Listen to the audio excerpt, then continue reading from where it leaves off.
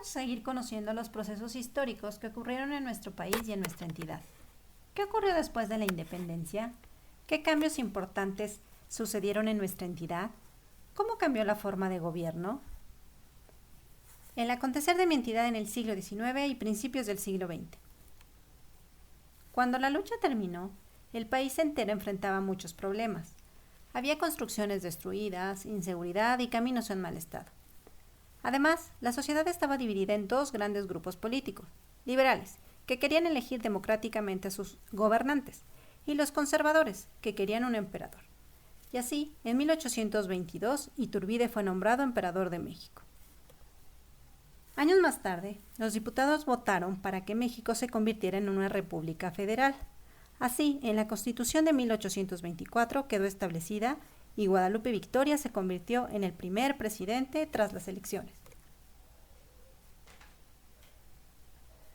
La Ciudad de México, anteriormente llamado Distrito Federal, siempre ha sido la capital del país, por contar con edificios para el trabajo del gobierno y porque además en esa época estaba conectado con diferentes partes del país.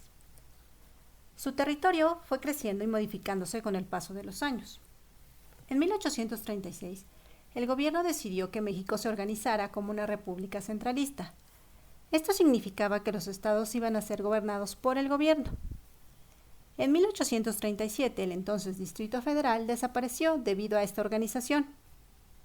Como este sistema tuvo más problemas que ventajas, para 1846 se decidió que el país fuera una república federal de nuevo y el entonces Distrito Federal volvió a ser la capital del país.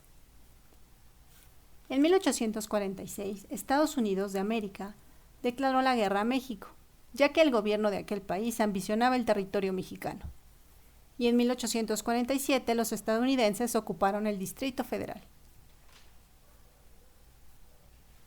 La Reforma y la intervención francesa. Luego de varios años de inestabilidad política, en enero de 1858, Benito Juárez fue nombrado presidente de la República. Él y los liberales establecieron que ya no apoyarían a la Iglesia Católica y la obligaron a vender sus propiedades. Muchos templos religiosos y conventos de monjas se convirtieron en hospitales, escuelas y edificios civiles. A este periodo se le conoce como Reforma. Los conservadores no estuvieron de acuerdo, así que provocaron un conflicto llamado Guerra de Reforma, pero fueron derrotados en 1860 porque el país se quedó nuevamente sin dinero. Benito Juárez decidió no pagar las deudas que tenía con Inglaterra, España y Francia. Estos países no lo aceptaron y al año siguiente invadieron nuestro país para presionar al gobierno. Francia quería apoderarse de las riquezas de México, así que el gobierno francés, con ayuda de los conservadores, nombraron a Maximiliano emperador de México y dirigió el país desde el castillo de Chapultepec entre 1864 y 1867. Aunque Juárez seguía siendo el presidente legítimo, Maximiliano tomó varias decisiones importantes. Una de ellas, dividir el país en 50 departamentos gobernados desde el Distrito Federal. En 1865 cambió el nombre a Departamento del Valle de México. Otro de los cambios fue la de trazar una avenida llamada Paseo de la Emperatriz, en honor a su esposa Carlota. Y desde 1867 conocemos esa avenida como Paseo de la Reforma.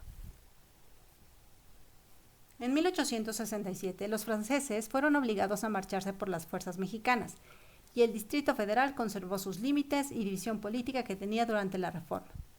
Después, con algunos cambios menores, continuó vigente hasta 1899.